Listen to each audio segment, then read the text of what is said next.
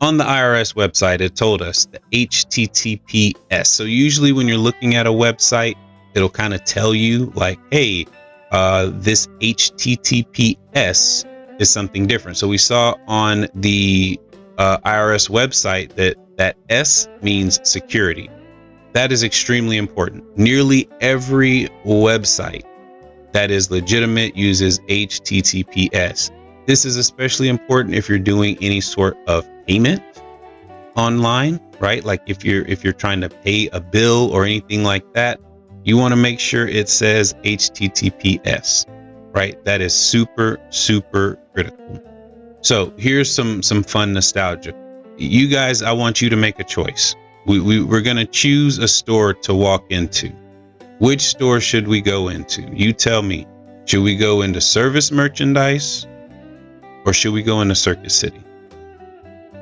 You tell me in the chat. I'm not going to decide. You tell me which one we're going to go into. All right, Circuit City looks like it's winning, guys. Sorry to the service merchandise people. If you don't remember these stores, it's probably because you are substantially younger than me. But these stores were where you would buy usually electronics.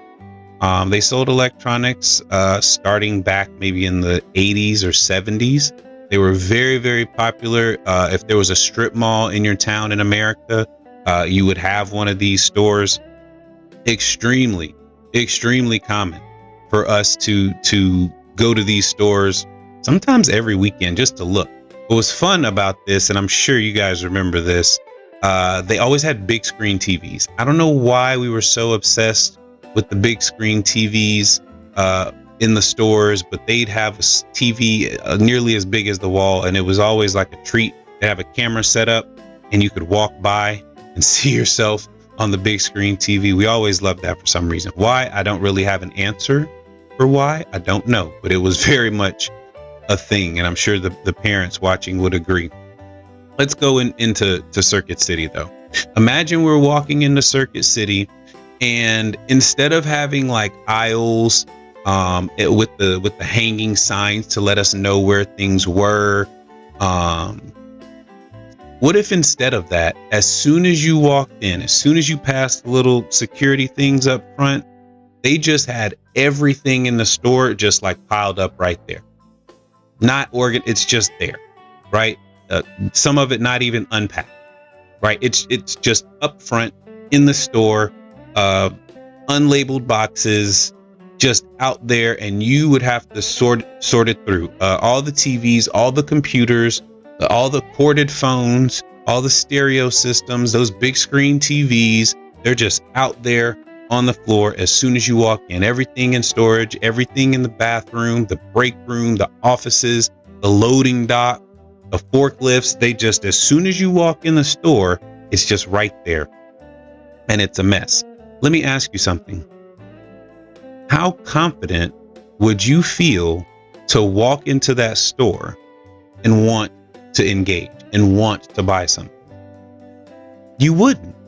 You would feel so confused, and it's so chaotic. You're just like, I don't want to be in here at all. Some stuff just has to be put away. It can't be visible because it just messes with the aesthetics. It doesn't feel good to see everything that's available just out in front of us. And we do the same thing in our homes, right? We just have some things put away. Our clothes, our dishes, we just put certain things away for the aesthetics, to make the home more functional. The same thing is true when it comes to websites, right? They can't put every single thing that's available on the website right there on the first screen, right? That it just wouldn't work. There's no way for us to be able to make sense of what's happening on a website if they put every single thing right there out in the open. Does that make sense? That some things have to be hidden. There's just no way that they could put it all out there. This is a really, really important concept because it's going to help us when it's time for us to look at a website. We'll be able to understand what's going on much easier if we understand that certain aspects of the website just have to be hidden. So with that in mind, let's take a look at a website again, and I'll try and bring it back for us. Jordan's page again. All right. So you notice there is some information on her page. So when you first type a URL in, you're going to land on what is called the home page. The home page. It is oriented for it to be the place where you get the information that you're looking for the rest of your experience on the website. Everything that is possible to locate on the website is not here, right? There's things that are tucked away and hidden, because if it were all there, it'd just be a mess. So just remember, anytime you go to a web page, the first page you land on, it's always the home page of the website. Now, sometimes the home page changes. That's just the thing that happens. And when the people were thinking up the internet, they were coming up with the idea of websites. They had no intent to trick us. They were trying to make things very organized. So they came up with some standard things that they put on websites. And we talked about some of these in our email episode, but we'll drill in a little bit more as we look at Jordan's website as an example. So we talked about the kebab, right? The three dots, either vertically or horizontally. That's always a sign that there's more information to be found, right? So you can see on our web browser, we've got a kebab there. There's actually lots of interesting food illustrations when it comes to websites. We talked about cookies yesterday, but there's also something called a hamburger stack. A hamburger stack. So we see there's one here, these two lines, right? We click on those two lines. You see how it opens up all these other things that we can look at on the website, right? Things that weren't visible. You notice that none of that was available. We couldn't see any of those things before, even as we looked through the site. There's some really interesting things, but we couldn't see the things that were hidden behind the hamburger stack. So if you're on a website, you land on a homepage and you're like, all right, I'm definitely looking to purchase something. Think for a second. Where would that be? Where's a logical place to put that? It's going to be usually behind a kebab, or it's going to be behind a hamburger stack, right? Those two things will help us to understand where we are on a website. Here's some other things, some other general components of a website. This section up here, that line across there, it includes this contact me, the hamburger stack, this little blurb, right? This is called a header. Every website has a header. No matter what kind of website it is, they all have headers. If you look at the YouTube page when we're done with the live stream, or maybe if you're on your phone, if you're on your computer or on your TV, just get your phone out and navigate to any website. You'll see along the top, there's always a header. Information, right? There will always be some general information, and usually there's some things to help you navigate the website. So in this case, we've got the hamburger stack, right? Where it opens up all this other information. Now, what this hamburger stack opened up is called a menu. And just like a menu in a restaurant tells you what the restaurant has available for you to order, the menu on a website is very, very similar. It has a list of what you can look at on the website, right? So if it's a clothing and apparel website, it would say, men's, women's, athletic wear, casual wear, business wear, etc. It will have all the things that you could see, maybe what's on sale, what's on clearance, etc., etc. Every website has a menu of this nature, and then you can use this to determine where you want to go on the website.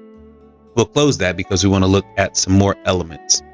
If we go to the bottom, here's a fun thing you can do. You can use this slider on your web browser to just go all the way to the bottom of the website, because we want to look at something called the footer. Now, the footer usually has some contact information or some location information. So here Jordan has her LinkedIn if you want to connect with her professionally when it comes to business, or some more information about her products on her Instagram. That's what these logos are. And you'll notice, very important, as you hover over these on the bottom left, if you look at the very bottom left, it tells you where it'll take you if you click on it, right? Notice that'll take you to her LinkedIn, that to the Instagram, her name, and then her email, right? And lastly, her location. So that is what's called a footer. Usually has some sort of contact information, usually has some sort of information about the person, other ways to connect with them, other ways to connect with the company outside of their website. Let's continue to use Jordan's site for just a minute, and then we're going to go back to irs.gov. This here, this get in touch, this is called a form. And this allows you to submit information. You notice she's got what's called a call to action right here. This phrase is called a call to action.